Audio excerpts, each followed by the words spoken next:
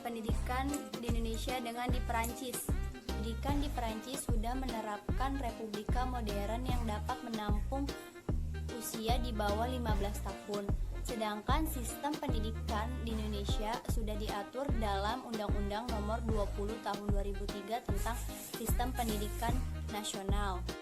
Adapun perbandingan pendidikan di Indonesia dengan di Perancis memiliki faktor-faktor yang mempengaruhi di dalamnya. Faktor tersebut dapat menjadi suatu pembeda pendidikan di Indonesia dengan di Perancis. Faktor yang mempengaruhi ialah penyediaan fasilitas pendidikan yang memadai, sumber daya alam yang dapat dimanfaatkan secara optimal oleh negara, hubungan antara program kependidikan di lembaga-lembaga kependidikan dengan dunia kerja, pemerataan dan efektivitas pendidikan, masa peralihan dari masa sekolah ke masa dunia kerja serta masa bermasyarakat. Ekspor yang terbanyak ialah industri dan jasa serta adanya kesadaran hukum. Sistem pendidikan di Perancis dengan di Indonesia tidak dapat dipersandingkan secara utuh. Namun, ada nilai-nilai yang dapat diaplikasikan dalam. Perancis merupakan salah satu negara yang maju pendidikannya dan juga berhasil mensejalankan antara pendidikan dengan lapangan kerja. Sehingga setelah tamatan pendidikannya, ia dapat langsung bekerja sesuai bidang keahliannya. Nah, selanjutnya 10 universitas terbaik di Perancis. Hey, feeling good, like I should. When in dark, I walk around the neighborhood. Feeling blessed, never stressed. Got that sunshine on my Sunday best. Yeah, hey, every day can be a better day despite the challenge. All you gotta do is leave it better than you found it. Assalamualaikum semua. Bonjour, je m'appelle Johanna Geneva. NIM 190388201003. Di sini saya akan membahas tentang biaya atau pengeluaran kita selama kuliah di Prancis. Kira-kira berapa ya pengeluaran kita selama di Prancis? Tiap tahun, biaya di luar negeri itu selalu naik untuk perkuliahan. Hal ini mendapatkan pro dan kontra terhadap mahasiswa. Ada juga mahasiswa yang berdemo untuk hal seperti ini. Harga untuk S1 yaitu 170 euro dan dinaikkan menjadi 2.770 euro. Sedangkan untuk S2 dan S3 240 sampai 380 euro dan dinaikkan menjadi 3.770 euro. Kalau dibeli makanan berapa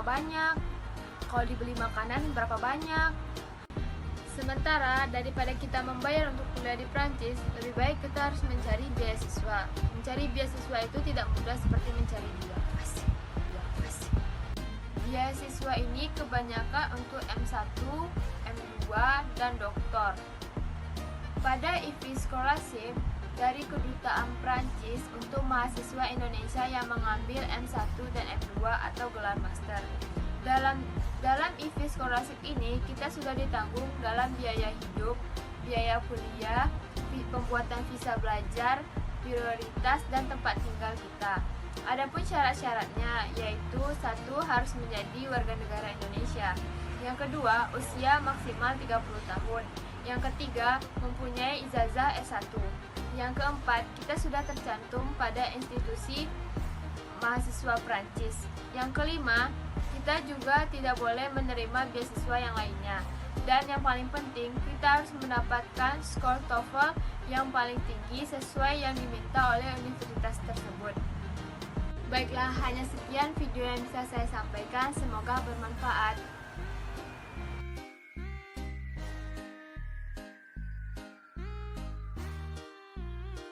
Assalamualaikum warahmatullahi wabarakatuh. Kali ini aku bakalan share video tentang pengalaman selama kuliah di Prancis, khususnya untuk tempat tinggal di sana dan biaya tempat tinggal di sana.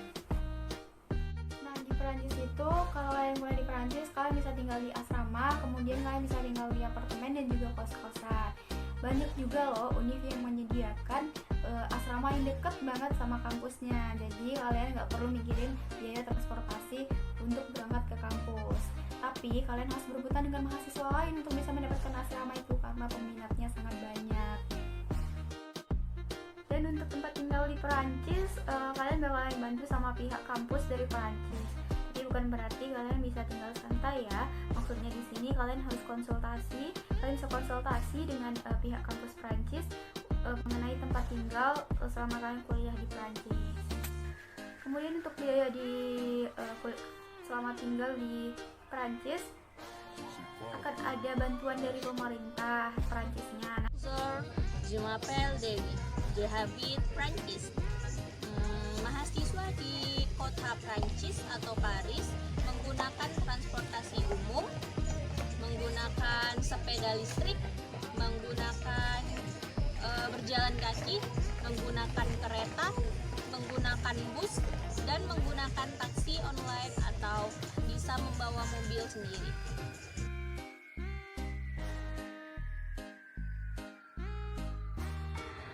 Bonjour, je m'appelle Helena Megawati Pangaribuan, NIM 190388201017.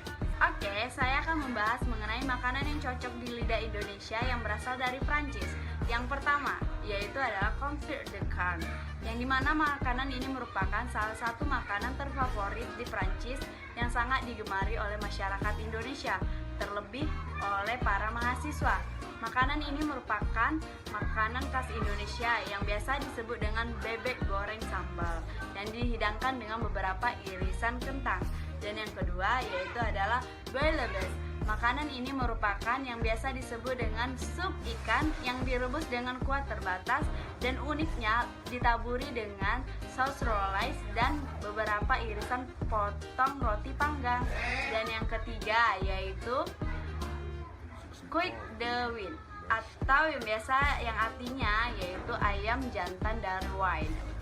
Merupakan makanan yang ketiga ini merupakan makanan yang sangat unik yang dimasak atau yang biasa direbus dengan anggur merah non alkohol selama berjam-jam sehingga resapan makanan ini secara lembut dagingnya dan resapan bumbunya secara sempurna diresap oleh daging ayam ini yang ditaburi dengan beberapa irisan jamur dan juga bawang putih.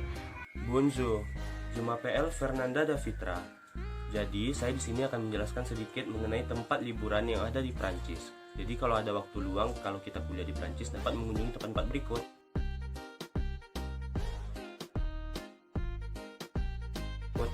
Yang pertama adalah Museum Louvre. Museum Louvre adalah bangunan yang dibangun oleh Raja Philips II yang digunakan untuk benteng pada masa perang waktu itu. Dan sekarang Museum Louvre dijadikan sebagai tempat liburan. Yang kedua adalah Sungai Seine. Sungai Seine adalah sungai yang terletak di jantung kota Paris dan memiliki suasana atau pemandangan yang indah. Jadi orang-orang banyak mengunjungi suasana Sungai Seine karena dibalut dengan arsitektur klasik dari bangunan kota Paris. Yang ketiga adalah Paris Disneyland. Paris Disneyland adalah bangunan yang dibangun pada tahun 1988 dan dibuka untuk umum pada 1992. Jadi Paris Disneyland ini merupakan salah satu tempat hiburan atau liburan terfavorit di Prancis. Yang keempat adalah Arc de Triomphe. Arc de Triomphe merupakan bangunan yang dibangun oleh Napoleon Bonaparte sebagai bentuk penghormatannya kepada anggota kerajaan yang telah terlibat dalam perang dan mengalami kematian. Selain itu, dia juga ingin merayakan kemenangannya dalam perang dengan membangun itu. Dan sekarang, Arc de Triomphe dijadikan sebagai salah satu bangunan sebagai ikon kota Paris. Dan itu merupakan tempat liburan yang sangat favorit juga di Prancis. Yang kelima, kalau kita ke Prancis, jangan lupa ke Menara Eiffel. Karena Menara Eiffel merupakan salah satu ikon yang terletak di kota Paris dan banyak dikunjungi oleh wisatawan.